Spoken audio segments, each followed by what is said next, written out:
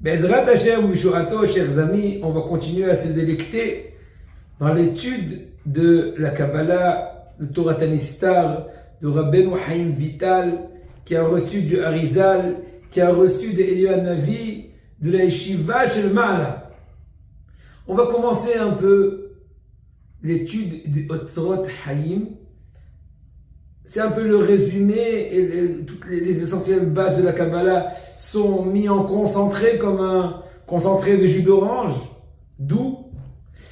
Et on va demander à Hachem, sincèrement, du fond du cœur, avec beaucoup de achna'a, beaucoup de soumission, que malgré qu'on n'est pas encore assez valeureux de même avoir cette audace-là, et qu'il ait pitié de nous, parce que, comme ce qu'on dit, notre but est les Shem Shamaim, en tout cas, on l'espère, et on veut un peu goûter, et en cela, lui faire nahat ruach, lui faire du plaisir, puisqu'on sait que ce limoud-là fait un très grand nahat ruach à Kadosh Baruch Hu, il arrive dans les mondes les plus hauts, plus que toute autre étude. Grand soit-elle la Torah, dans tous ses parties, Pshat, Remez, Drash, mais le Sod, il arrive dans les mondes les plus hauts, et c'est lui qui rapproche plus vite le Mashiach. J'ai pas dit qu'il faut étudier tout le Sod toute la journée, parce que, on ne tiendra pas le coup, et deuxièmement, même si on était capable, tu ne peux pas comprendre le fin fond du Sod tant que tu ne connais pas les bases du Pshat, Gemara, et Poskim, mais les deux.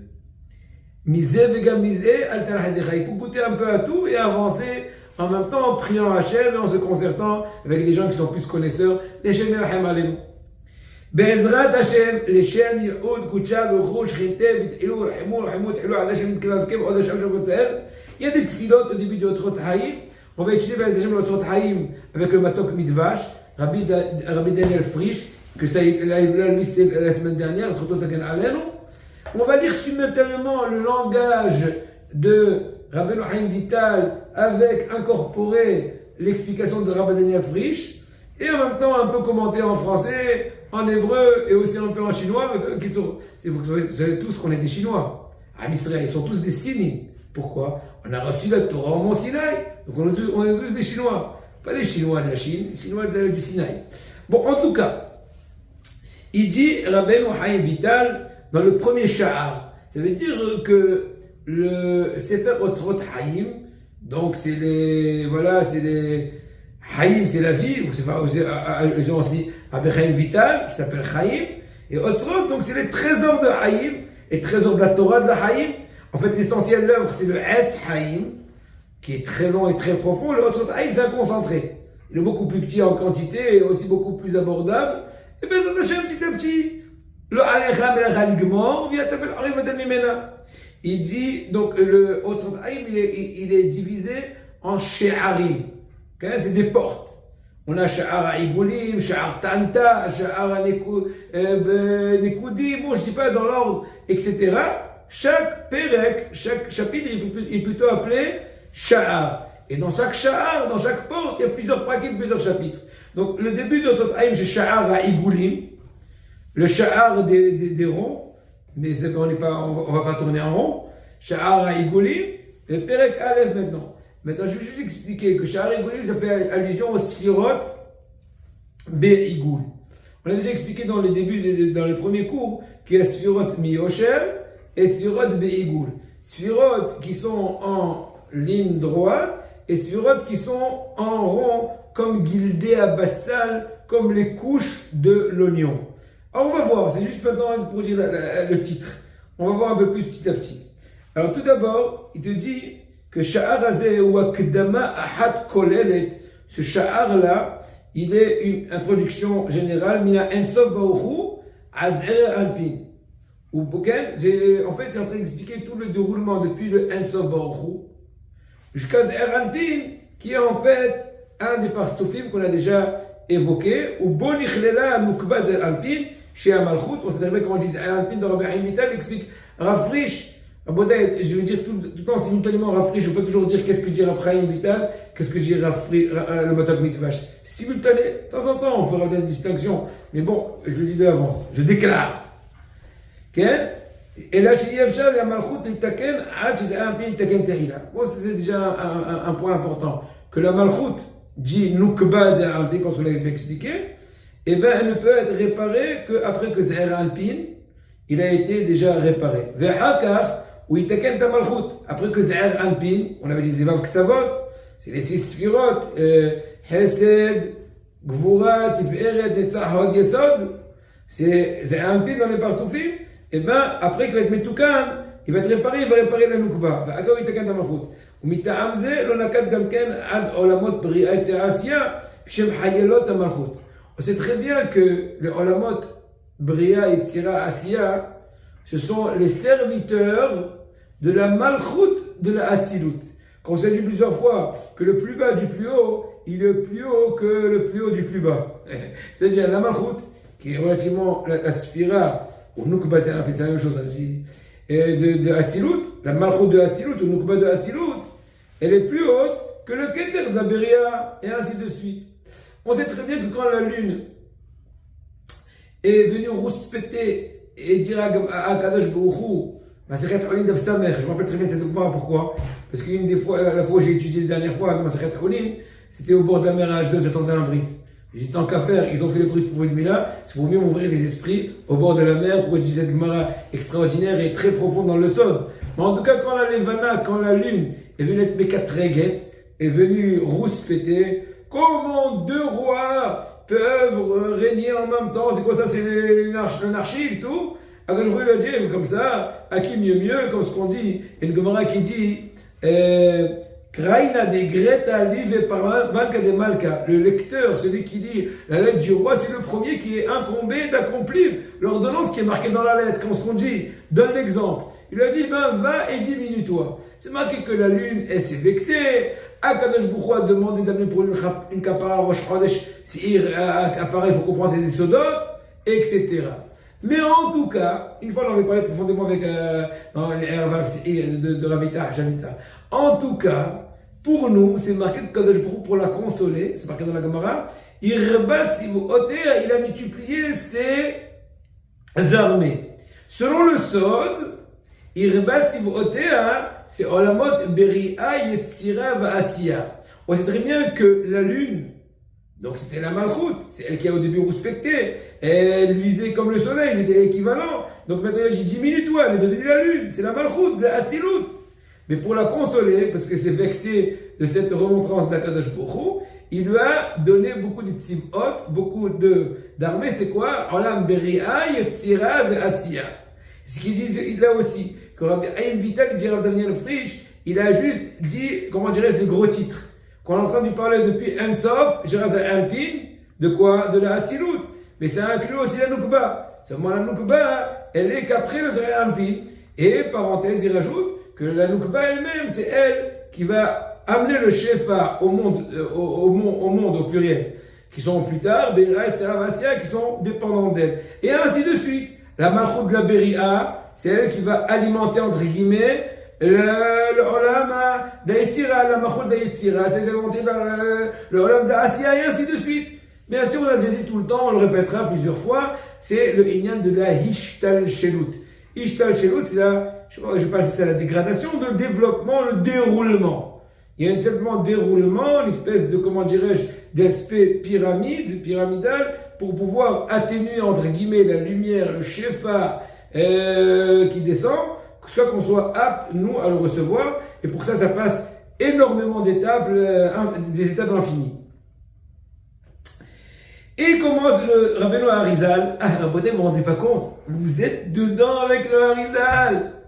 On n'a pas peut-être fait assez d'introductions, mais je crains que qu'on se noirait dans les introductions. Donc, comme ce qu'on dit, on va sauter, et en même temps, on va apprendre aussi à nager. Aussi bien, on ne va pas couler, mais aussi, on va apprendre à nager, être des bons plongeurs, des bons nageurs, avec l'aide d'Hachem. On a prié à Hachem avant. Et Rabbeinu Harizal commence en disant, sache, avant qu'il y ait eu le tzimtzum, la fameuse, on va dire, retrait de la lumière du Ein Sof qui était dans tout l'espace possible et imaginable. Encore une fois, le mot tzimtzum est relatif.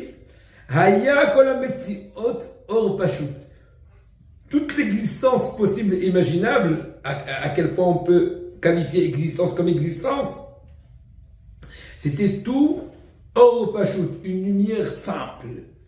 Bilti nitpas ou mugbal b'asaga, qu'on ne peut pas qualifier avec notre conception. Venikra or en sof, ça s'appelle, cette lumière-là, la lumière de l'infini. Qui oroït de barach en osof. Parce que la lumière d'Akadosh Baruch Hu, le Saint béni soit-il, elle n'a pas de fin. Elle n'a pas de fin. On ne peut pas non plus la capter. Elle n'a pas de limite. Cette lumière-là, on ne fait pas allusion à l'aspect propre de l'infini. Parce qu'on ne peut même pas le qualifier même avec des mots. Étant donné quand on indique c'est l'infini. L'infini dans qualité, en quantité, tout ce qu'on peut concevoir ou rêver concevoir. De concevoir.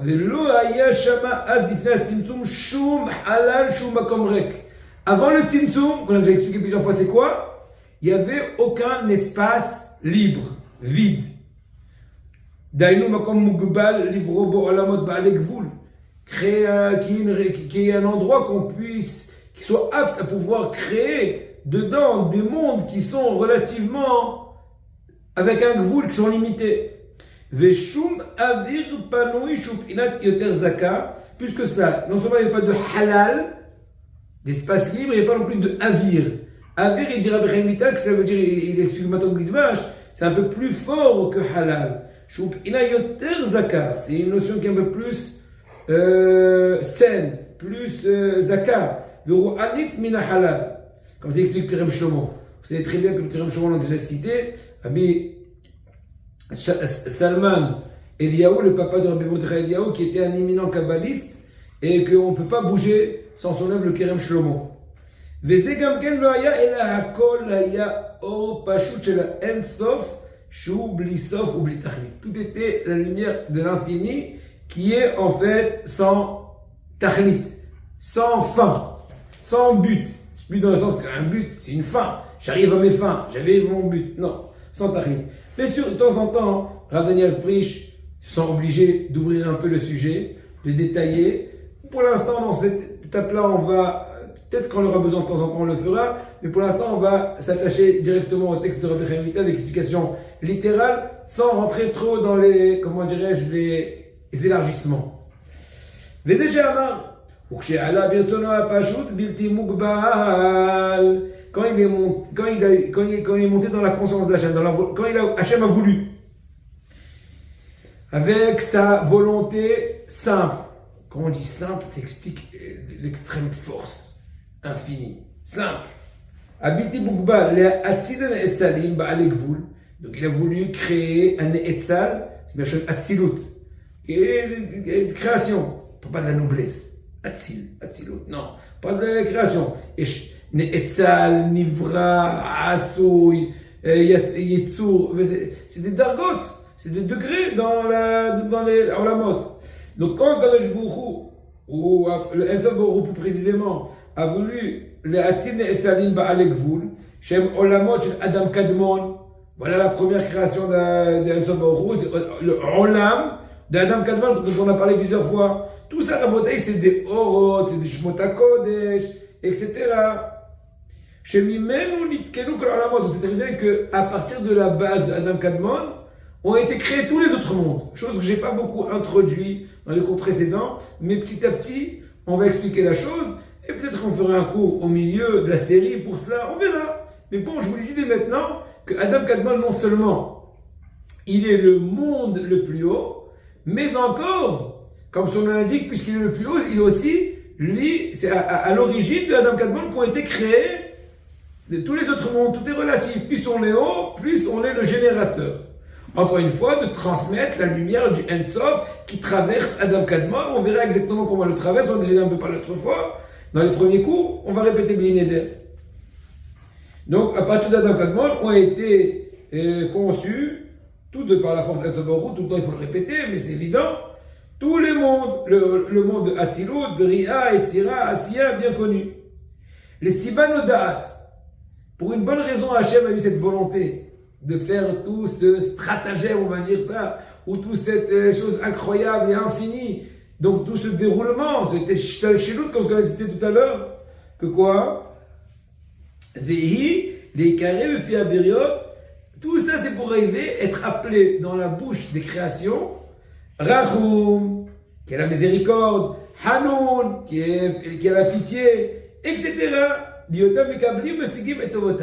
À partir du moment où on va être bénéficiaire des bontés d'Hachem, la miséricorde d'Hachem, et de la santé qu'Hachem donne, etc., on pourrait l'appeler ô miséricorde, ô bon, ô ceci, et Hachem veut qu'on arrive à ce point-là. Nous, qui sommes dans Olam Asiyat Tahton, qui est au bout de tous les shtalshelut, au bout, comme ce qu'on dit à la queue leu, au bout. Et ainsi toutes les appellations qu'on appelle Hachem. Shem Kol Shoshre Midot Al-Hamid. On sait très bien les 13 vertus de miséricorde. Kel, Rachom, Vechanon, Er, Rapaï, Vavrezet. Tout ça, c'est les 13 vertus de miséricorde d'Akadosh Baruch Hu. Et ainsi toutes les appellations qui sont infinies. Tout ça, c'est pour arriver à que les hommes ressentent et remercient et reconnaissent et déclarent et proclament la grandeur de l'infini. S'il n'y avait pas de créatures, de créatures qui vont être, comment dirais-je, ceux qui vont recevoir la bonté d'Hachem, le comme un roi par exemple, tout est relatif. Un roi, il ne peut être un roi que quand il a un peuple. Tu peux être un roi dans le désert. Sur quoi je vais être le roi sur le sable? Donc, bien que Rabotai, je vais être vigilant,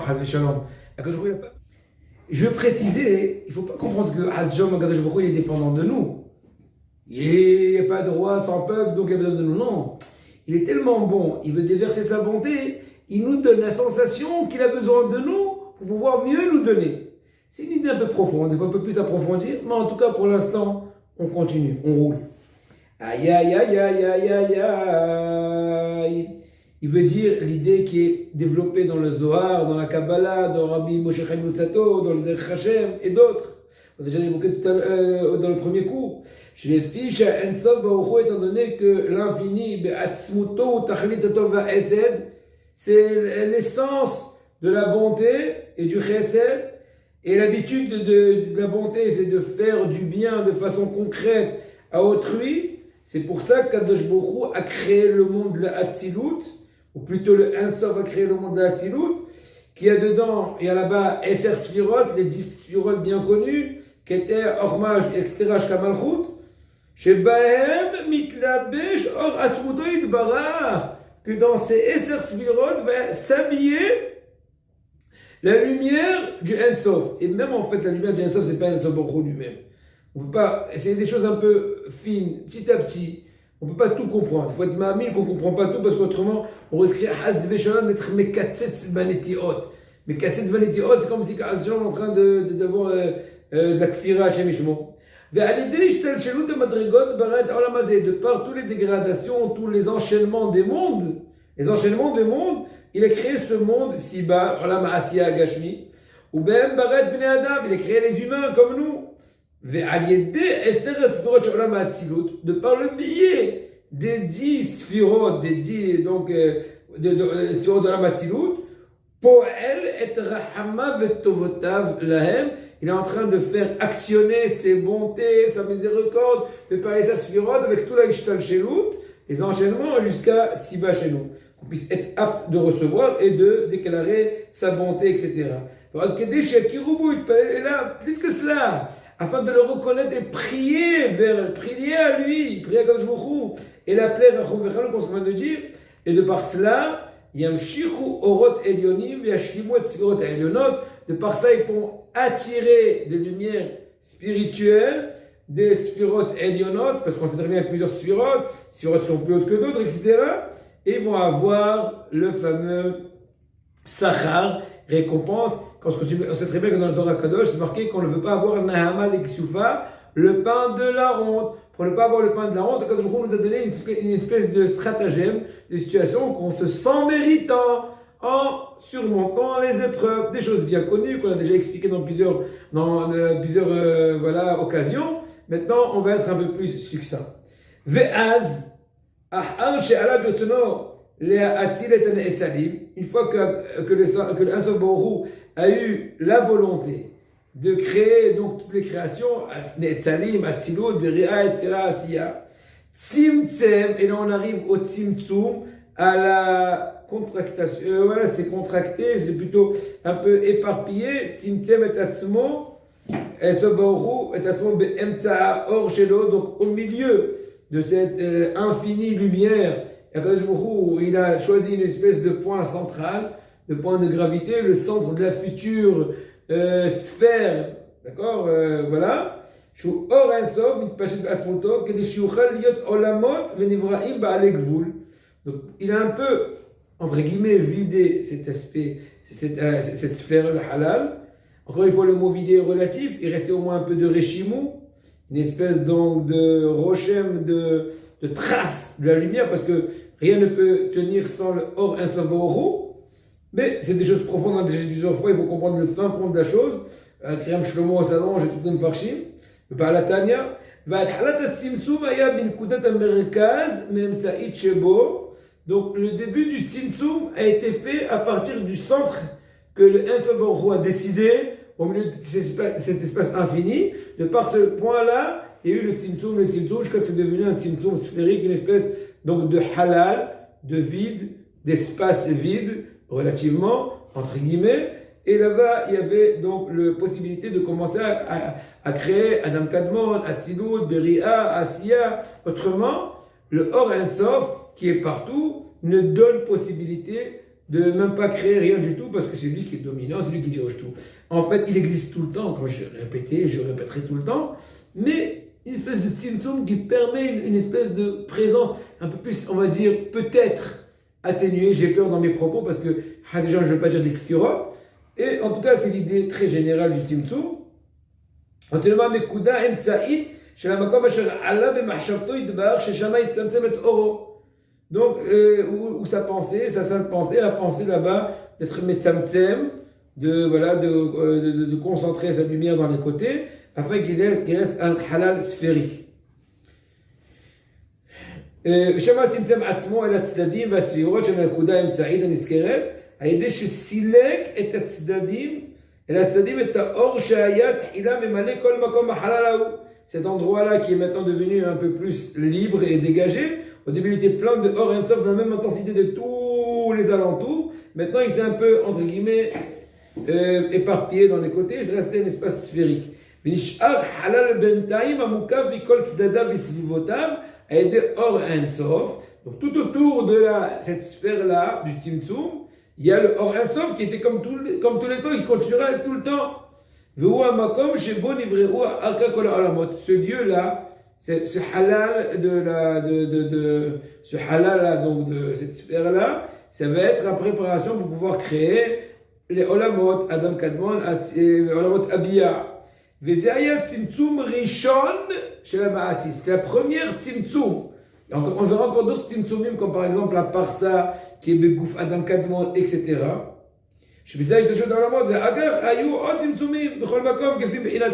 Chaque endroit selon sa notion, selon son degré, selon la relativité des choses, il y a certains tzimtzum, certaines, comment dirais-je, voilà, un certain vide, entre guillemets, pour pouvoir permettre quelque chose qui a besoin d'être créé, afin qu'il ne soit pas annulé automatiquement, vu l'intensité de la lumière qui précédait auparavant dans celui-là voulu. Voilà, c'est plus ou moins un peu dans nos mots. Pour continuer encore un peu, Rabotai, il continue à se délecter de la Teireh du Harizal. Veze makom halal ou agol kekadour. Donc, cet fameux lieu vide qu'Hachem a fait selon le Tzimtzum. Quand je dis Hachem ou Akadosh Baruch Hu, c'est une appellation un peu empruntée, Mouchal. C'est en fait, on fait allusion plus précisément du Ensof Baruch Hu. Je l'ai dit plusieurs fois, le Balatania dans l'Asidut et d'autres, ils appellent Ensof Baruch Hu Kadosh Baruch Hu. Voilà, mais bon, on fait allusion plus précisément à Ensof Baruch Hu. Il est rond comme un ballon parfait, un ballon, comment dirais-je, sphérique. On ne parle pas d'une ellipse, etc. C'est sphérique, c'est un cercle parfait, mais il est donc, voilà. Donc, c'est l'équidistance, quoi. L'équidistance de tous les côtés, c'est très bien le principe du cercle ou de la sphère. Qui il n'y a pas une chose qui est symétrique, qui est équidistante, que le cercle. Toutes les autres figures géométriques, que ce soit le triangle ou le rectangle, le carré c'est peut-être aussi, mais les diagonales du carré aussi, ils sont pas comme la longueur du carré. Il y a des différences dans les mesures, dans les diagonales. Alors que là, les diagonales, le rayon ou bien tout le double rayon, les diamètres sont parfaits et équivalents, égaux parfaitement de tous les côtés où tu traces le diamètre ou le rayon, à partir du moment que tu te bases sur le centre de la sphère. Il explique à Frisch dans l'intention du Abraham Vital que l'intention de Entovarou c'est au début de créer les sphérotes de façon circulaire. Igoulim, Agol en hébreu c'est rond, circulaire qu'on va expliquer un peu après tout à l'heure.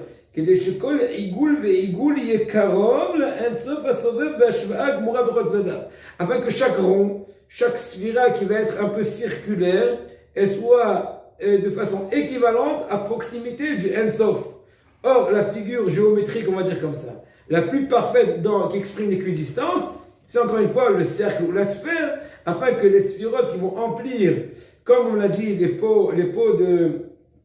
les enveloppes de l'oignon, un oignon qui est parfaitement sphérique, c'est pas toujours le cas, mais bon, imaginons, il y a plusieurs couches, extérieures, un peu dedans, je crois, la plus profonde, là-bas, donc la première sphère, on va appeler ça par exemple le Keter, après la Orma, après la bina circulaire, ils sont parfaitement, de façon équidistante dans tout le parcours du cercle ou de la sphère, proches de façon équivalente du Ensof. Le Keter est le plus proche possible, de façon parfaitement équivalente, ainsi la Orma, ainsi la Bina, ainsi etc. On parle aussi dans le Orma, c'est la même chose, juste dit l'idée. Et Hara Veshefa, Mina Ensof Beshavé. Avec, il va recevoir les Hara, le Shefa du Ensof, de façon équivalente. Mashe Enken, Imaya Tzimtzum Betsura Meshuleshet Omerubet. Si le Tzimtzum, Kadesh aurait été de façon circulaire, triangulaire ou voilà, en rectangle, l'ayou kol olamot mekablim et shif'am beshavé. Tous les mondes qui sont à l'intérieur de cet espace qui a été relativement vidé, ils vont pas recevoir de la même intensité, de la même qualité la lumière. Parce qu'on sait bien qu'un point qui est à côté d'un axe d'un côté du triangle sera plus proche d'un Ensof ici, alors qu'on était plus loin, etc. גם מבפנים מן הצד כנגדו, מה שהם כן באמצע ההמשך, etc. עד שנמצא עולם האצילות וכל העולמות נתונים בתוך החלל הזה, שם מקום בריאת האב ומידת כל העולמות, ואור אינסוף שנסתלק לצדדים, מקיפה בשווה מכל צדדיו. Donc il répète l'idée claire, bien que chaque mot est compté dans le marchou, pour nous en tout cas, sans notre faible compréhension, pour ne pas trop s'allonger, c'est de créer une situation qui est une certaine égalité dans le contact avec le Ensof Baruch Hu, puisque le Or Ensof Baruch Hu, qui est autour de cet espace qui a été halal, qui a été relativement vidé au Tzimtzum, plus précisément avec le Reshimou qu'on a dit, et pour qu'il y ait une espèce d'aspect équitable, il faut être donc le cercle. C'est le plus proche possible, parce que c'était rectangulaire, encore une fois, c'est pas toujours la même équidistance. Veine, pour encore un peu, on rajoute encore un peu, on va quelques minutes de patience, on est en train de Hevi'ani Amelech Hadarav. Akadosh Baruch Hu nous amène dans les chambres à lui. Nagil Abis Abar, on va se réjouir de toi. Comment c'est marqué, Rabotai? Ta'amour ou Kitavachem. On est en train juste de goûter, on n'est même pas dans le bar, on est dans l'avant-bar. Vine, Ka'asher Tzimtzem Atzmo Ensof Baruch Hu Latzidadim, quand le Ensof s'est retiré, entre guillemets, je répète plusieurs fois, dans les côtés, pour laisser une place, une existence, jeu d'existence, de cette halal, de ce halal-là, Azder Tzad et Ad Mina Halal Agol Azé. Il y a un certain point de ce halal-là, oui, Himshich a Ensof Or Memuat Mina Or Shiziv Halal, Derkav et Ad Yashar Dak Shetocho, Halal ke En Sinor et Ad. Comme une espèce de tuyau ou de tige qui est descendu depuis le sommet d'un certain point de cette sphère vide là, et il a fait rentrer le Kav Ensof s'appelle. Le Kav Ensof, la lumière du Ensof va pénétrer de par cette tige-là et va être présente au milieu du halal. Elle va pas s'éparpiller. Parce qu'encore une fois, si elle s'éparpille, on va retourner que tout est Ensof. Donc encore une fois, il n'y a plus de possibilité qui est la mode Adam Kadmon et Abia. Mais non, là, Ka'en Tsinor et Ad Ve'akav n'a assez me Ovareshimu. Parenthèse, il dira friche que ce cave-là, cette tige-là, ce trait-là du Kav Ensof qui s'appelle Kav Ensof, elle a été créée, les parois, elles, de par la lumière des traces de la lumière qui étaient auparavant. Il y avait la lumière qui était partout, maintenant ils sont restés des traces. Et par ces traces-là, il a été confectionné, entre guillemets, ces tiges-là, les parois du tige qui vont supporter la lumière qui va pénétrer à l'intérieur de cette tige-là, de ce Kav Ensof. Et même comme à Tzimtzum, Nimshal Betocho Or Memoat, qui Shiur Araoui Livraim Gablo. Quand il a fait du dosage, que certaines lumières, avec une certaine mesure, un certain degré, va pénétrer. Et plus on s'éloigne de l'endroit de pénétration, plus la lumière est entre guillemets atténuée relativement, on verra pas plus de détails. Ça s'appelle le Kav Ensof. Animshar Me Ensof, chez Nitztamtzem, ça veut dire halal. El Tor halal azé, chez Bonishar Reshim ou Aratzimtzum, Shushrash Kalivraim. וממילא אותו, וממלא אותו, כי כוון אינסוף מתפשט לכל אורך החלל, ממקום עיבורו לאינסוף הנקרא מעלה, עד מקום סיומו שהוא מטה. Alors j'explique en un mot, sans entrer en détail.